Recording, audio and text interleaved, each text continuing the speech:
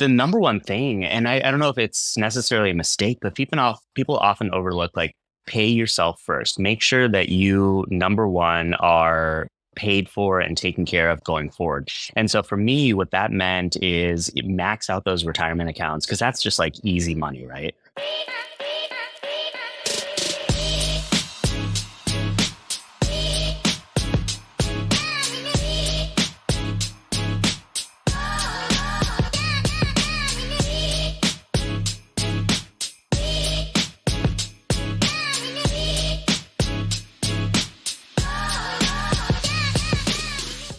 In this episode, we interview a man none other than Henry Sink.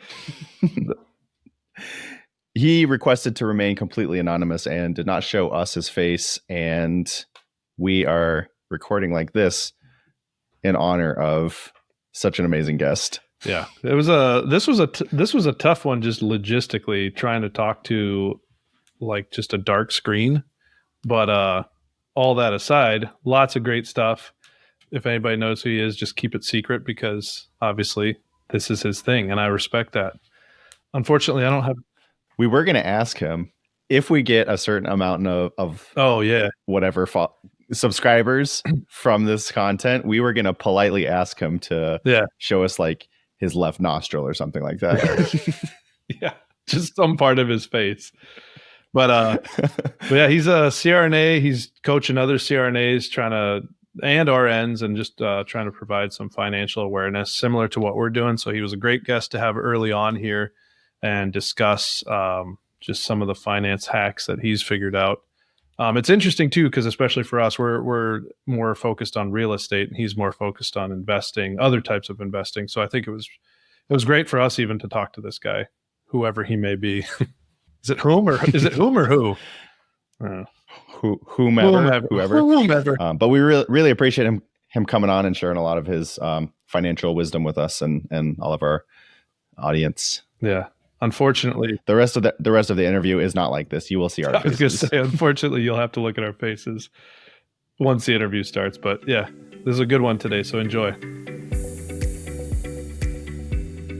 You think you'd be able to like do a quick summary of it again, couple minutes, and just talk about how you got to where you are and what you're doing? Sure. Yeah. So kind of go by the name Henry Sink, obviously not my real name, stands for high earner, not rich yet, single income, no kids. I'm still single. So if anyone's looking to mingle, that's an option right now. How are they supposed to find you? Instagram. That's the best way. Slide in the DMs. But mostly, I mean, at that point, we'll be talking about finances and whatnot. But no, I am a certified registered nurse anesthetist. Started my career back in 2011 as a nurse, did the med surge into ICU, was down in Dallas, Texas at Parkland for a while, got about 4.5 years of ICU experience. Went to a really small nurse anesthesia program in the Midwest, ended up graduating in May of 20. So it was like prime COVID time, started working in August of 2020 and fast forward a couple years. I'm just doing what I'm doing. Large academic medical center, have access to a few different retirement accounts that someone who's working maybe at a smaller like surgery center or like, doing locums might not have access to. So that's one of the portions of how I'm kind of like building long-term wealth that way. Also using the backdoor Roth IRA, got my hands in a little bit of real estate. Can't say it's a lot so far, but yeah, just different options here and there. Okay. So you said that you have access to some retirement accounts that other people's don't have. Can you kind of like talk about that a little bit more? Like why would people not have access to certain accounts? Sure. So in my hospital that I'm at, we have a 401a that is very similar to a 401k, 401k being more on the private side, 401a being more on like kind of the non-for-profit governmental side, if I understood correctly. So that's a direct like 12% of my income the hospital will put into the account on my behalf. So that's all funded by them, not funded by me. Then we have a 403b and a 457b. So those this year, if I remember right, were $22,500 each. So what is that, $45,000 that I was able to kind of squirrel away. And so the nice thing is I believe that both of those had the Roth option this year as well. So that's a post-tax option. I decided to just kind of keep it all pre-tax. So I was able to squirrel away quite a bit. So I think, the number is going to be fairly high at the end of the year. I'm still kind of waiting on, it's only September right now. So still got a couple more months of them contributing to that account for the 401a specifically. So, but I think, if you're working at like kind of a smaller location, you might just have access to like a 401k.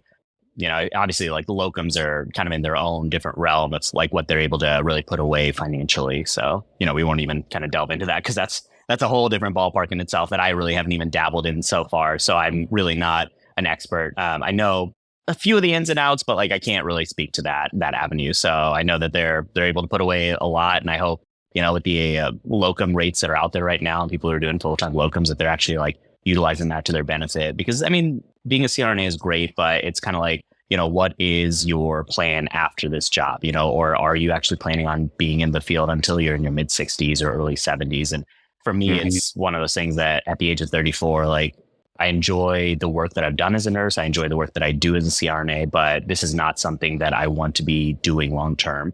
I've got other passion projects that I want to be working on. I've got other things that I like to do. I love to travel, and unfortunately, having a job interferes with the time that you can really, be out there traveling. So yeah, I know. Yeah, everybody has the argument like, but if you love what you do, like you don't work a day in your life. But I had somebody ask me one time, was like, yeah, but even if you love your job, if you had the choice to go out on a boat and go like wakeboarding or go to your job, I mean, who's going to be choosing to go to your job instead of that? Right. Exactly. So what originally brought you into nursing? Like, what was your exposure to it, and why did you choose nursing as opposed to anything else? Yeah, no, it's a good question. So my mom is a labor and delivery nurse. My older sister is actually a former nurse, now also CRNA. We did go to school together, so I think that was like super, super awesome on our end. But it's one of those things that I saw my mom had a really fulfilling career. My dad, believe it or not, was an ex-fighter pilot from a foreign country in India, actually. And so it was like, okay, like, do I want to become a pilot or do I want to become a nurse? And it's like, well, nursing is a little bit more consistent, a little bit more, friendly to your body. So decided to look into nursing when I was in high school, ended up getting into a nursing program. Literally, like, it's one of those just right out of high school, right into nursing school, did my 4-year bachelor's. When I was still in high school, my mom had actually introduced me to a CRNA who she worked with because she was in labor and delivery, still is in labor and delivery. And I was just like, dang, that sounds like a cool career. Like, you're an advanced practice nurse, you're getting to do kind of like intubations, you're getting to do epidurals, you're getting to do spinals. Seemed like they really loved their job, and it just became kind of a career goal to get to this point. And now that I'm here, it's like, yeah, I'm actually doing the thing. I used to do high risk OB at my last facility, but I'm working in the ORs, covering eye centers. We're doing endo, we're doing MRI, CT, we're doing all the things. So it's like super cool to just know that every single day is a little bit different. But I really, I do enjoy my job. It's just like long term, I want to be doing something else. I don't want to be, having to be at the hospital for, up to 40 hours a week, every week. So yeah, just having the freedom to make your own choice. I was talking with an ENT physician one time, and he also was in real estate and had several businesses. And he's like, I'm still working as an ENT physician, but I enjoy it way more now that I don't have to. So there's always, the more options bring you the more freedom and the more, I guess, passion about what you're currently doing. And I think that's one of those things, like when I was younger and like starting out my career, I was like, yeah, I'm going to be a nurse. I'm going to be a CRNA, and that's going to be like my identity. And now it's like, no, I want to make like work, like kind of like more like work optional, right? I don't want to have to wake up and know that I have to go to work because I depend on that paycheck. I want to know like, okay, I've got like things cooking in my retirement accounts. I've got my real estate cooking. If I start a business or two, like that's cooking in itself. And it's like, yeah, I get to go to work because like I legitimately enjoy doing anesthesia. I legitimately enjoy being a nurse anesthetist who's able to like, show up, help patients feel more at ease, get them safely through a procedure, wake them up, send them on their way, whether, they're staying inpatient or getting to go home for the day. So yeah, work optional is like the big goal, I think. And I think a lot of people don't realize that is possible, on an RN salary or on a CRNA salary, but it really is like, diversifying your income streams, making sure that your retirement is well padded, starting as early as you can. And people, I think, just often overlook that. So because you said the nursing path was kind of laid out for you, but how about the finance? How early did you kind of start finding interest in that? Gosh, I mean, that is a wild question itself. So when I graduated nursing school, I came out with about $60,000 in loans.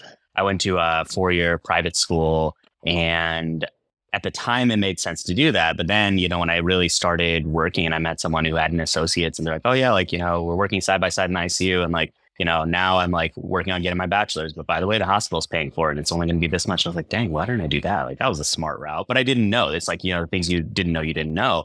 So I think really, I started dabbling in my mid-20s in investing. We did have a financial advisor for the family. So she kind of managed my Roth IRA back in the day, found out that she really wasn't doing a great job when I was graduating CRNA school. Like I was looking and I was like, man, these, index funds and ETFs and stuff, like these suck. Like I need something better. Luckily, the program that I went to, our program director was just super, super passionate about finance, was just one of those people that's like, we know that like nursing school doesn't teach you this. We know that like most CRNA schools don't teach you this. We know on your own, you probably haven't taken the initiative to like learn about this. So he had actually built his own kind of like finance course about just like when you graduate, like these are the type of investment accounts and retirement accounts that you might see through like your work, or like, if you go locum versus or 1099 versus W2, like, this is how much your income difference will be. But like, these are the little caveats that you have to pay attention to if you're a 1099, and like you have to get your own malpractice insurance, your own this and this and this. So it's like, yeah, you're making that big rate, but then you have to figure that in. But then how do you figure out like your retirement accounts? But I mean, he was just like super big about just like basic stuff as well. Just like, what is an index fund? What is an ETF? How does that differ from a stock? And, then it's just kind of like built upon just like, you're going to be making, wild money coming out of school for, the nursing field. Like do something with it from a young age, because most of us were probably in our late 20s to like, I don't know, later 30s. There was a little bit of an age variance there. And he was just like, do something with your money, like put it into those retirement accounts, buy the real estate, invest in the things that'll get you out of the career sooner. He's like, I know you guys are going to be great CRNAs. I know you're going to like contribute to the field, but this is not something that, you want to be doing when you're like in your 60s, 70s. And it's like, the longer you wait, the more time you have to spend in the field doing the thing. And, it kind of goes back to that work optional thing. He really like hounded through that idea of like, you can make work optional if you want to, because you'll have all these other financial resources to pull from in the future, rather than just like that one paycheck coming in from, your job. So, yeah. Well, it sounds like you always were a little bit interested in financial literacy, because I know when I was in anesthesia school, they brought in some business owner or whatever to talk to us about business and finances. And I was not there mentally at all. Like I was on a one-track mind. I was like, I have to graduate first, then I have to pass boards, and then maybe I'll start thinking about finances. But it sounds like you kind of were thinking about it at the same time throughout your career. I think so, yeah. I mean, when we moved to the US, kind of like harping back on that idea that we were immigrants, right? My mom became the primary breadwinner as a labor and delivery nurse. My dad, he was a pilot. Well, fighter pilot, and then he was like a mechanic in the Middle East. And then when we came to the States, he was kind of like a jack of all trades, master of none. He, for a while, was doing FAA recertification for private pilots. So he was like mostly like ground-based simulator. But I mean, the guy did anything and everything to like provide for our family. Like he was a bus driver. He sold cars. He was a security officer at a local hospital. And my parents really provided the best opportunities for my siblings and I to like really, get ahead in life. But it takes money to do that. And I think, from a young age, my parents were like working. And I really only saw them doing, jobs. Like they did investing behind the scenes and really didn't talk to us a lot about like, oh, like, we're putting money away into our 401ks or, whatever retirement accounts we have at work. Like they were big on like, hey, your Roth IRA, like if you're working, like you need to be funding this. Like it's just, a mandatory thing in the family. But other than that, like we really didn't have talks about like stocks and index funds. And I think it's just one of those things that like kind of piqued my curiosity in my 20s. It's like, okay, like, what exactly is money and like, what can it do for me long term? And I wish that I would have been a little bit more invested, no pun intended, in that idea. But, I also kind of got sidetracked. Like in my 20s, it was like, I'm working really hard in ICU. It's a stressful gig. Like on the weekends, what are we doing? We're going out as friends. We're going to dinners. We're going to bars. We're doing all the things. And, it's like, if I would have had a little bit more gusto to like focus in and be like, yeah, this money can really like get me far in the future if I invest now, I think I'd be a little bit further ahead. But yeah, it's just, you kind of jump into it and you kind of get passionate about it when the time is right. And, the time was right, like coming out of school when I'm like, dang, I really am going to be making a lot of money. And, it's like, what am I going to do with that? I can either, blow it all, or I can, start squirreling it away and, really, build into real estate, build into businesses, have, cash reserves on the side for when the market dips, put away money into those retirement accounts. Cause, there's benefits of just even investing in those through work. So, yeah. I think even like you said about the, earlier about nurses being able to do this even on a nursing salary. Like, I think that is one of the things that's great about the nursing gig in particular is the 3 days a week and you're making decent money. You can have side hustles. So I think, kind of the sooner you can get into it, the better. It sounds like you really got into it as a CRNA, but yeah, there's no reason you couldn't be doing it as like a new grad right out of, and especially if you're still living at home. I was living at home for a while, and I think for the first, I don't know, 6 or 8 months that I was living at home and working, I should have just like crushed my student loans, and I didn't. Yeah. So. Yeah, and I mean, no. I mean, and I think like, that's an emerging trend. I mean, I know that, inflation is high and cost of living is high and this and this and this. But if you have that opportunity where you can come out of school and your parents are like, hey, you can come home for a certain amount of time, even, 6 months to a year, like live with us, kind of build up your nest egg, pay down those loans.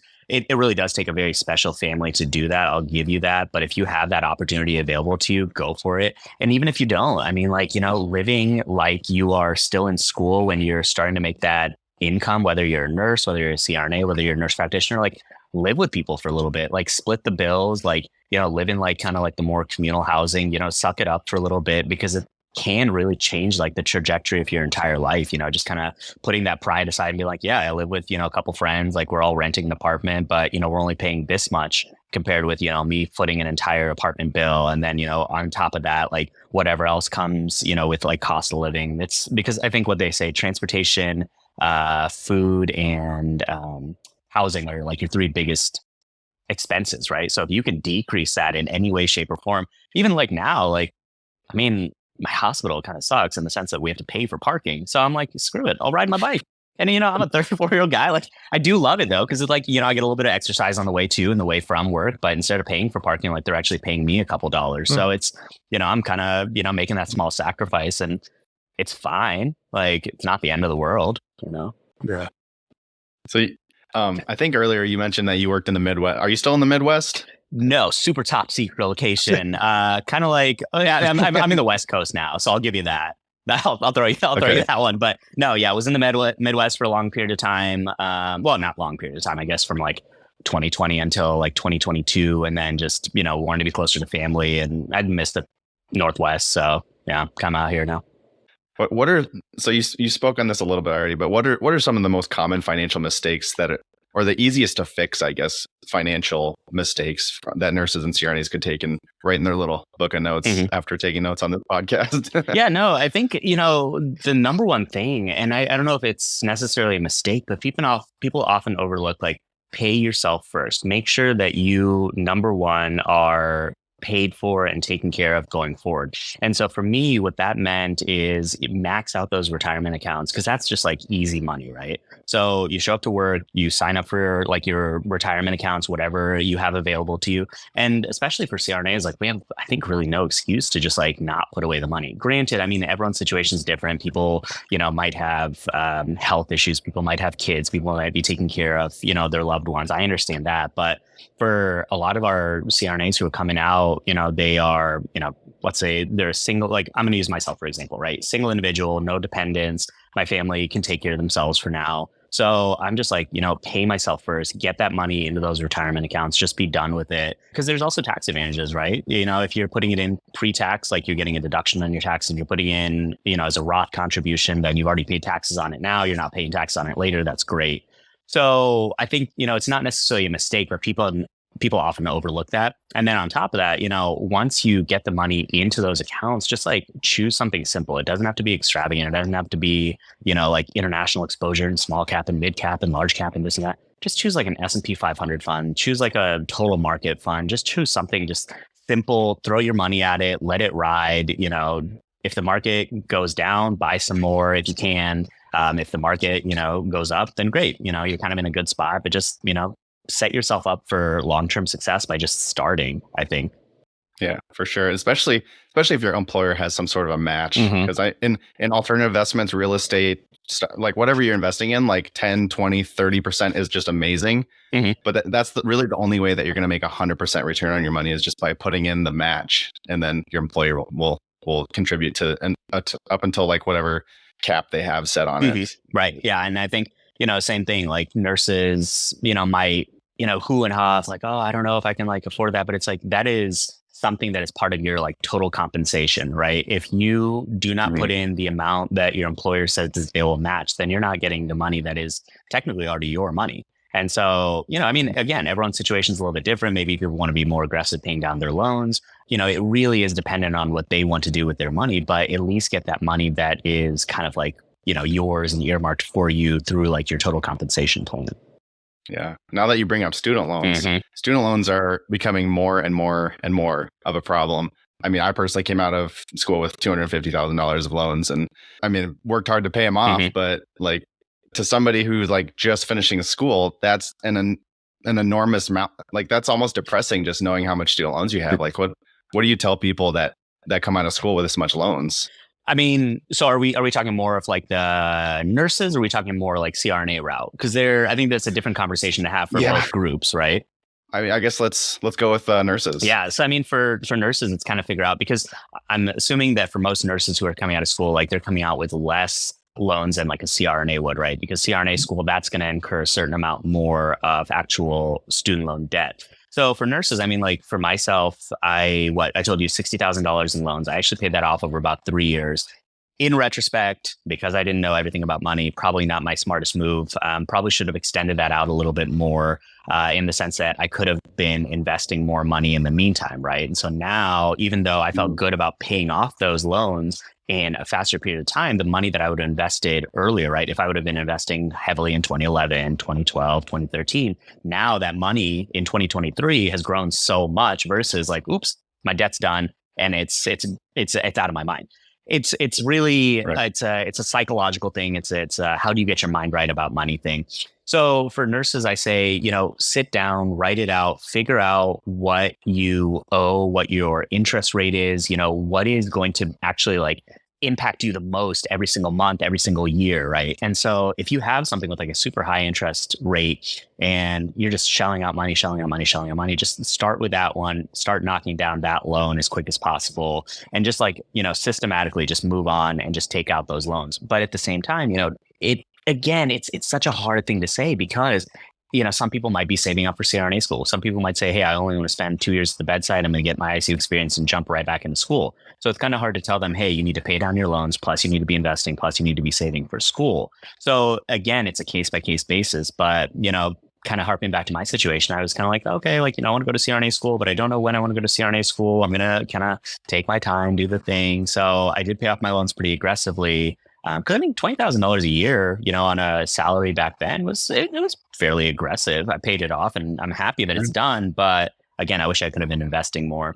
For CRNAs themselves, that's a whole different caveat, I think, because our income ability is just so much different, right? With locum rates being kind of what they are right now, people are making, I never thought that CRNAs would be making what they're making. And so again, there's if you have the ability to go locum, suck it up for a little bit. And some people, love that idea of like, hey, I'm going to this like super fun location for a little while, like somewhere in the Pacific Northwest or somewhere down in like Florida or like the Carolinas. And they're like, I'm just going to be making really good money and I'm just going to like pay off my loans. So it's like, try to obviously balance the investing with paying off the loans. I think it's also about sacrificing, you don't necessarily need that brand new truck right out of school or that brand new car, or that big, $8,000 safari to Africa or CRNAs can get Birkin bag. I'm assuming people can get Birkin bags. I told my mom what a Birkin bag is. She's like, that's the silliest thing I've ever heard. Like, I don't know if you guys have ever heard of Birkin bags, but like, they're expensive bags. Never heard of it. Yeah, no, exactly. Because it's like a whole different, like, tax bracket type of thing. But it's just like people want, they have that idea of like, hey, I sacrificed and now I deserve this. But, it's like, make it incremental. Like, don't just go for like the new car and the new house and the new bags and the trips and the dinners and the this and this and this. Like, give yourself some leeway to say like, hey, you know what? I worked really hard over the last couple of years. this month, this is going to be like my big treat to myself. But, be aggressive with investing, be aggressive with that debt pay down. The question of, do you go private or do you stay, federal? That's a great question because, as we saw the last couple of years with COVID-19 and everything like that, loans were kind of paused for a little while. So is there something like that might come along again? Is one of the two political parties that kind of like run this country, are they going to maybe do something to help with like student loans? I'm not putting it on either one because really that's kind of up to them. But, people who think that like the government is going to be there to, kind of watch out for their best interests as far as like student loans go, I don't necessarily believe it myself. It's kind of like you got to look out for yourself going forward. So, yeah. Yeah. So going back to, I know you mentioned like saving up for grad school. That was something that I did not even consider. And I'm glad I didn't, because student loans, big topic of today. But like when I went back and when I factored in the amount of lost income by waiting to become a CRNA versus paying off my undergrad loans and then saving up to pay for CRNA school, like the difference in the amount that I would make afterwards and the amount I would save beforehand was just a no-brainer for me to go through. But I know that's kind of a struggle for a lot of nurses. They're like, oh, I got to pay off my loans and then I got to save it for grad school or whatever they're doing. I'm a personal testament to where it pays off to just keep pushing through. What's your thoughts on that? Yeah.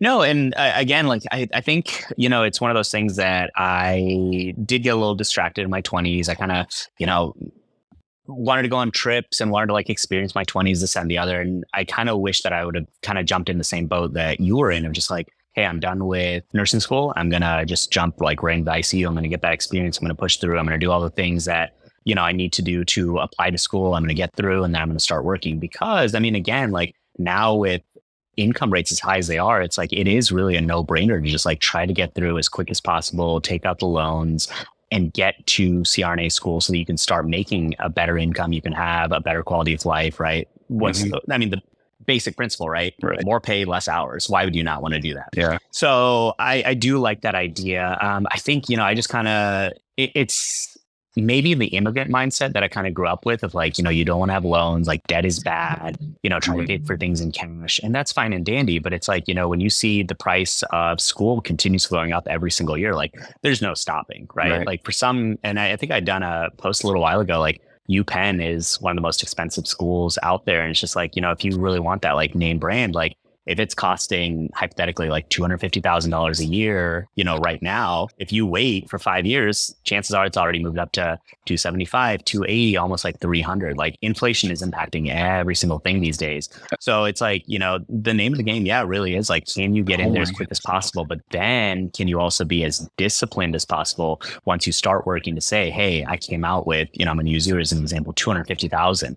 How am I going to get that amount paid off, as sanely as possible? Because I mean, it is kind of wild to think like some people are just sitting there with like loans of like, oh yeah, I'm just like shelling out X amount of interest every single month. And then they don't know what to do with it. They don't know how to tackle it. It sounds like you're obviously taking the opportunity to like, jump into real estate. That's obviously going to help you kind of like going down the line. You've got other investment opportunities. So it's like, being disciplined once you leave school to say like, hey, potentially like I'm in my mid-20s, like I've got a bunch of loans, but like, how do I get rid of this now? How do I pay it off and just move on in life? And on that same note, I know most people, they'll hammer down their loans and they won't think about anything else until those are taken care of and done.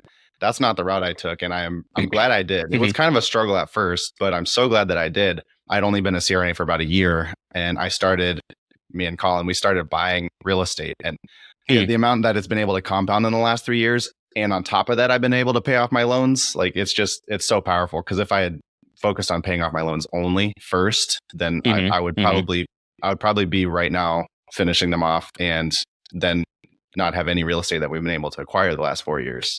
So and that's kind of like the issue that I ran into, right? Is like I paid off the $60,000 in 3 years. It made me feel really good when I, finished off the last check and handed it over, good to go. But, if I would have been investing, even in a brokerage account, or, if I would have picked up a property, like the amount of growth that has happened from 2011, 2012, 2013 to now. Oh, yeah. I mean, exponentially, like things have shot through the roof. Granted, I have a crystal ball, and did I have the, bravery to do that? I didn't. So, I kind of chose my route, and I am here, but, at least I had that opportunity that I learned. Hopefully this conversation, this discussion will kind of like spark that in other people's minds of like, yeah, I should probably like, loans suck, but like if I can pick up something in the meantime, businesses, investments, real estate that'll grow over time, even when my loans are done, then that thing is going to keep growing. That asset class is going to keep growing, and it's going to keep paying you dividends going forward. So at what point did you start getting into real estate? Sure. So I picked up my first home in 2021. I did actually luck out, and I found a quote physician loan. So it's a professional loan.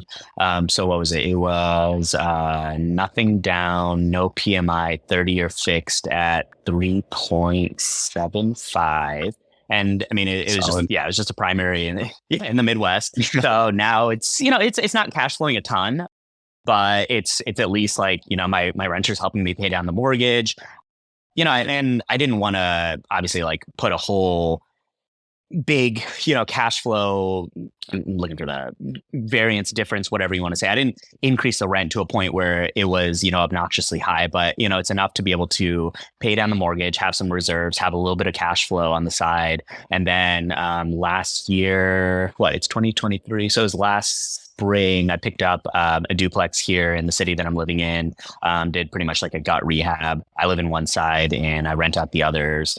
And I mean, so far it's been great. I've had travel nurses, I've had a engineer and his wife and their cute little doggy. And then now I'm hosting two EMTs that are down here from a different state, just kind of like doing some training in my city.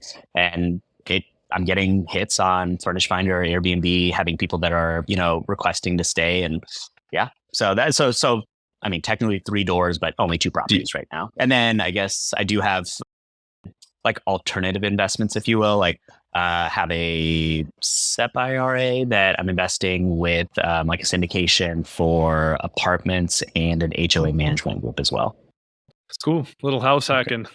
Yeah. Do you have somebody? Yeah. Do you have anybody managing those for you, or are you doing it all yourself?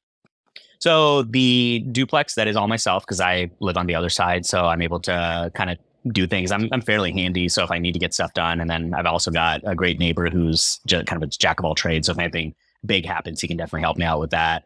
But then the single family back in the Midwest, that is being managed by a property management company, just because like I didn't have the ability. I probably could do it, but it's just that mental anguish and stress of having to like property manage from a distance just wasn't in the mood to try it out. So I just hired someone and called it good. Yeah, that's great. I know not too long ago, there weren't very many property management companies out there to choose from. And so all real estate was just like, oh yeah, you got to deal with everybody's toilets and tenants and like all the worst stuff. But now in the last 5 years, from my understanding, obviously I've only started 4 years ago, but I was talking to an investor up here in Wisconsin, and he said that up until about 5 years ago, there was not very many good management companies. So you were almost forced to do it yourself. But now with all these new companies, like you can hand it off and still make money from it. Oh, yeah. I mean, and I think it's also just kind of not having to deal with the mental stress of doing something like that. The way that I'm looking at it is that's its own thing, and someone else is watching it for me in my free time, instead of having to like, call contractors and do this and do that just to make sure that, this property that's like 2,000 miles away from me is taken care of. I can show up to work, I can pick up an overtime shift. I can, be out camping, hiking, biking, doing whatever I want to do in my free time. And it just kind of frees up some more like mental space for me. Am I paying for it? Yeah, sure I am. But at the same time, like, to me, the lack of stress is definitely worth like what I'm paying throughout an entire year for that. Are they managing like rent raises and all that stuff? So it's just completely hands off for you? Yep. Yeah. They presented me a list of tenants for this most recent round. And I said, you know what, whoever, fits the bill. And I kind of got to, put my input about like who looked like they would be a good tenant. But other than that, no, they've been handling every single thing. Yeah, nice. Great. And they're also local to that area. So it's nice that they've got already like their own contractors, their own vendors. They're able to, handle anything that comes their way because they also manage other properties as well. So. And that was a single family home, you said? Yeah, just a single family. I think it's 1, 2, 3 bedroom, 3.5 bath. Nice. Like not big. Yeah. Yeah. But did you buy that originally intending on renting it out, or was it just a primary residence for you? And then when you decided to move, said, "Oh, hey, I should keep this and rent it out." No, I mean, I am kicking myself so much because graduating in 2011, I had lived in Philadelphia, I lived in Dallas, Texas, was a travel nurse on the West Coast for a bit, and then was also in the Midwest. I'm not going to disclose that location, but I had the ability to pick up primary homes, and then you live in it for a year, and then you jump and you go to the next one, and you turn that first home into a rental, and then you just keep repeating the stack, if you will. And I completely missed on that opportunity. So I think during school, you get a lot of time to sit in your car and drive to clinicals. And I fell into bigger pockets, started listening to a lot of that stuff. And that's what people are doing. They're like, yep, we bought a primary. We kind of did a little bit of the Burr method, if you will. But then, at that 1 year mark, we decided to rent it out. And so our primary became a rental. We picked up another primary, kind of did the whole thing. And I knew eventually I'd be living in the Midwest. And I was like, you know what, it makes sense to just pick up something. It was, at a pretty good deal for like a new construction and everything. And I knew that, going forward, like rents in that area were going to continue to really climb year after year. So I'm like, if I get in right now on this quote unquote like ground floor and I turn my primary into a rental, I can pick up another primary when I, kind of move back home. Then I've got a rental. So then, same thing. I'm kind of, obviously like prices are high, rates are up right now. So I'm kind of just waiting, biding my time. It might not be like the smartest idea to like pick up another primary, to wait and pick up another primary. But that's the goal, is to like turn my current duplex into a full rental, find something new, start a new project, and kind of go from there, whether it's, kind of more boarding house style or if it's just a multifamily. So. Did you buy that duplex also with the physician loan with the intent to live in the one side? No, this is where I am not happy with federal government for increasing interest rates as much as they did. I thought I was being smart by buying with an FHA loan. I got in, at a pretty decent rate, 4.05. And my whole goal was to Burr this, right? So you buy it, rehab it, refinance, do the whole thing. And so by the time my rehab was done, rates had already started climbing back up. And I think I got a little nervous, to do the whole process. And now we're hanging out and I think we're in the 7s right now. And so it just doesn't make sense to like go up to 4.05. So I'm just kind of, I'm doing the thing, but at the end of the day, like half the mortgages, or not half, but like, half the payment is getting paid by the other side. Yeah, I'm still, doing decent. So It's not the end of the world for me. If you were to rent the side that you're currently living in, would it cover the mortgage after you say you had to refinance it? Would renting out that one side, would it still cover the mortgage, or would it be pretty tight? It would be tight. It would cover it, but not a lot for reserves or cash flow. But at the same time, I mean, like we kind of gone through like everything that needed to be updated is updated. So I know that everything is, not due to go faulty or break anytime soon. And, there's obviously options to make, better money. I'm doing it on a midterm basis right now. So it's like, if I converted it to a short term, would that like cash flow a little bit better? Yes. But it's also like the wear and tear on the house. So it's kind of it's that balancing act. But at the same time, it's just like I live in a very high cost of living location. It just there's not much that's like popping up. There's a really high demand and really low supply. So it's just kind of biding my time, sitting on cash, looking for opportunities to arise, and nothing's really like popped out of the woodworks just yet. That's been something that we didn't buy any of ours as primary residence. So it was just, all of them were just investment properties.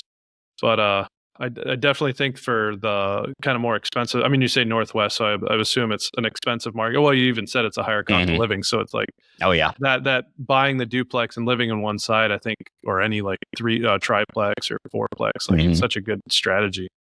It's something. I mean, it provides me housing. It's, a way to at least like start, getting the mortgage paid down a little bit, building some equity. I think that's, one of the plays that people, if you're buying on the coast, like, you're going for more equity rather than cash flow versus like in the Midwest, like, the equity doesn't build as quickly, but you're able to get more cash flow. It's how I've kind of like understood it. But that's also why I've seen a lot of people who are investors on the West Coast. I don't really know the East Coast as well, but like people that live in, Washington, Oregon, California, instead of trying to buy, a duplex here for like, I don't know, some of these are going for over $500,000. You can buy a duplex in the Midwest for, I don't know, 150 to 200,000, right? It can cash flow from day one. You can definitely get, a good return on your investment, rather than trying to, squirrel all your money into like something over here.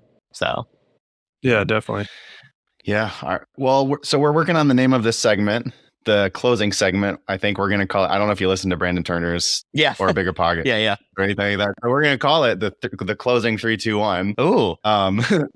But besides our podcast, obviously the number one resource, what resource have you found that would benefit nurses, whether it's a book or podcast or movie? I don't know. Like what's one resource that you could recommend to nurses? Yeah, I mean, I think I'm pretty big on reading. I think I did look this up just a little bit ago just to make sure that I was, naming the names of the 3 books that I really, really like. But Rich Dad Poor Dad, I think no matter what, whether you agree with Robert Kiyosaki and everything that he's into, I think it's a good foundational book of just this is a mindset of how you can use your income to grow your wealth moving forward. I think that's really good.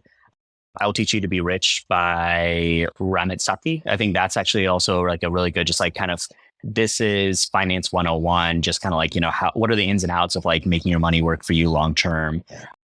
And then also The Millionaire Next Door. And I think there was a follow-up called The Next Millionaire Next Door, but it just kind of breaks down how people actually, become the next door millionaire. It's really cool because in there, they actually talk about nurses and CRNAs, but it's even the teachers that are living just a very simple life, that are very just humble, that are they have an income and they pay themselves first and they dabble into real estate. I think Coach Carson, if I remember right, I think he's got a podcast and I think he was a teacher if I remember correctly, but it's just one of those things that you got to be able to jump outside of your own little circle that you put yourself into and say hey, I'm going to dabble into real estate a little bit. I'm going to start a business. I'm going to, do the things that most people don't want to do because I don't want to just, continuously living this life of for nurses, it's I don't want to keep doing these 312s and working night shift and do this over and over and over again.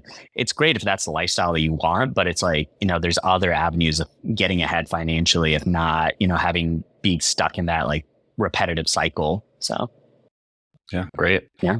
So after you guys finish listening to our podcast, you have a lot of stuff to go do. But all right, number 2, what do you wish somebody told you as a new grad, or what would you tell yourself? Yeah. And I think this is something that I kind of harp on because I spend time in the ORs as a preceptor, and I, once we're done kind of talking about anesthesia and patient safety and emergencies and this and that, I'm very big on the finance aspect. It's literally, I think the biggest thing is just, pay yourself from day number 1, get that money working for you because, the money that you put away at the age of 30, 31, 32, by the age, in a decade, it's going to grow even bigger. In 2 decades, it's going to grow bigger in theory, right? I mean, obviously you'd hope the market would continuously go up.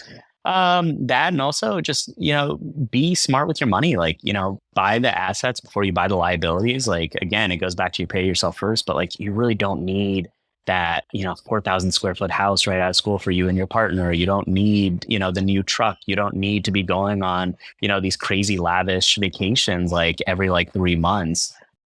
And I think, a lot of the people that I've met who run that lifestyle, they're the ones who are working, later and later and later because they have to, because rather than investing earlier and making the sacrifices for a little bit, they wanted to jump right into having that really cush lifestyle. And it's you can have a good balance if you, scale back a little bit on buying things that you don't need, but also investing heavily the earlier that you can.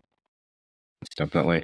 All right. Next one is, what is your biggest goal for the next 12 months and how can we help you get there? Golly, biggest goal for the next 12 months and how can you help me get there? That's a tough one, man. I mean, there's personal goals, there's financial goals. I think, my big goal, I'd love to buy another property here within the next 12 months. It's September of 2023. I don't know whether it's going to be more local as a primary or, something back in the Midwest, because there are a lot of good avenues of locations that, you can pick up a good rental for really, quote unquote, not a lot of money. But again, it's cheaper to buy in the Midwest than it is in, the West Coast. So I don't see why we wouldn't have a conversation, see if you guys maybe have the ability to, maybe jump on something. Maybe we can collaborate on a little project and go from there. So yeah, for sure. All right. And that's how we can help you. Perfect. Sweet. All right. if you were to tell people, so investing RN, obviously registered nurse, but also RN like right now. So we want to give people one action item, right? As we close. So if you were to tell people to do one thing right now, what would you tell them to do? Man, there's so many one things that I would want to tell people. I think, probably one of the simplest actions that anyone can do is just maybe like find out what an index fund is. Like literally just like look into an index fund and figure out what it is. I think like or an ETF, an exchange traded fund. So I think just like VOO or FXAIX, those are just kind of like little ticker symbols that you can like literally just Google and look up like what makes up VOO. Why is an index fund, a better bet, if you will, like a safer bet than, picking up like individual stocks? Like, how can you invest in an index fund? Where can you buy an index fund? So I think those are all just like anyone and everyone, because not everyone has that passion for real estate, right? But everyone and anyone has that ability to buy those funds in a Roth IRA, a 401k, 401, 403b, 457. They have that, or even a brokerage firm if you really wanted to. So, look into an index fund, figure out what it's made up of, how can you diversify by buying an index fund? So that's a very simple and easy actionable step. Sounds good. And where can people find you? I think we already covered this at the beginning, but let's go over that one more time. If somebody wants to know more about you, but not your face, where do they find you? Yeah, so I'm primarily on Instagram. It's just Henry Sink CRNA. It's exactly as it sounds, HENRY space SINK space CRNA. And I'm there. It's just something that I like to do in my free time. So I'm there. So if you need anything, if you feel like you need to DM me, I'm more than happy to answer questions, kind of provide resources, kind of provide guidance. Great. Thanks again for coming on. Yeah, thank you. Yeah, no, thank you. Yeah, Joshua and Colin, it's been a pleasure. Thank you. Yeah, thanks so much. Yeah, for sure. Thank you for tuning in to another episode of Investing RN. Don't forget to like and subscribe to the podcast and leave a review if you enjoyed today's episode. Be sure to share this episode with one other person and follow us on Instagram at investingrn.co if you have any other questions or topics you'd like us to cover in future episodes. Your input is super valuable and we love hearing from our listeners. Until next time, remember, your financial well-being is a journey and we're here to guide you every step of the way. Keep investing in yourself and your future.